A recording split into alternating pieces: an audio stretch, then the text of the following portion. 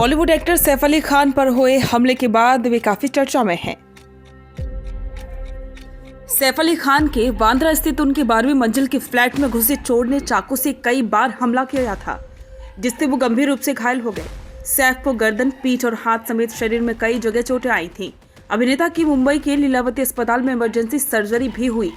अस्पताल के chief operating officer doctor Neeraj Uttamani ने बताया है कि अभिनेता ठीक हैं और तेजी से रिकवरी कर रहे हैं और जल्द ही उन्हें अस्पताल से डिस्चार्ज कर दिया जाएगा। फिलहाल वे अभी बेड रेस्ट पर है और इसी बीच में खबर आ रही है कि एक्टर ने अपने इलाज के लिए बीमा क्लेम किया। सैफ अली खान का स्वास्थ्य बीमा दावा form micro blogging platform acts पर सामने आया है। सैफ अली खान के पास नीवा बूपा की पॉलिसी है। लीक हुए डॉक्यूमेंट्स में खुलासा किया गया है कि सैफ अली खान ने अपने इलाज के लिए 35.95 लाख रुपए का क्लेम किया था, जिसमें से 25 लाख रुपए इंश्योरेंस कंपनी की ओर से अप्रूव किए गए हैं। हालांकि 25 लाख रुपए केवल इनिशियल अमाउंट है जो कैशलेस उपचार के लिए स्वीकृत किया गया है। अब इस हमले के बाद कई तरह के बयान सामने आ रहे हैं। करीना सैफ के बेटों की नैनी इलियामा फिलिप ने मुंबई पुलिस को दिए गए बयान में कहा है कि उन्होंने बुधवार रात करीब 11 बजे बच्चों को सुला दिया था। करीब 2 बजे फिलिप की नींद खुली और उसने देखा कि बाथरूम की लाइट जल रही है और दरवाजा थोड़ा सा खुला है। शुरू में उसे लगा कि करीना कपूर बच्चों को देखने के लिए आई हैं, लेकिन जल्दी उसे लगा कि कुछ संदिग्ध है। उसने देखा कि टोपी पहने एक आदमी बाथरूम से निकलकर जे के बेड की ओर बढ़ रहा है। उन्होंने कहा कि मैं देखने के लिए उठी कि बाथरूम में कौन है। तभी मैंने देखा कि एक छोटा पतला आदमी बाहर आया और जे की बेड की ओर बढ़ा। मैं तुरंत खड़ी हो गई। मैं फिर भी जे को जगाने के लिए उसके पास गई।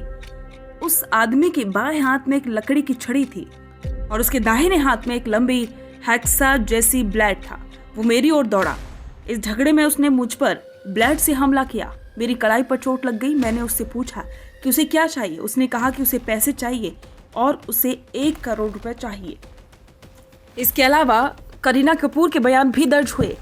करीना कपूर ने कहा कि आधी रात को जब ये सब हुआ तो सैफ अली खान अकेले ही अटैकर का सामना कर रहे थे। उन्होंने घर की सभी महिलाओं को बिल्डिंग की 12वीं मंजिल पर जाने के लिए कहा।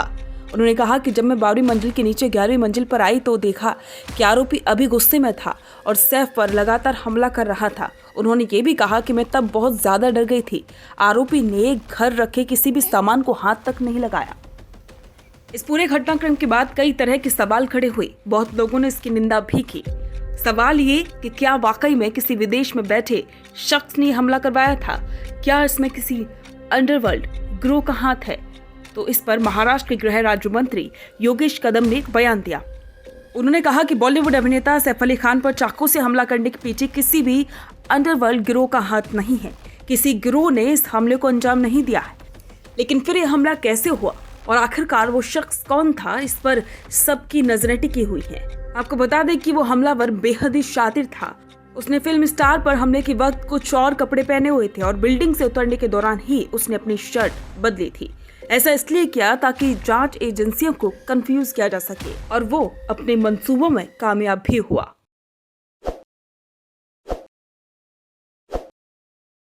ताज़ा खबरों के लिए विजिट करें द फैक्ट इंडिया की वेबसाइट और डाउनलोड करें द फैक्ट इंडिया ऐप।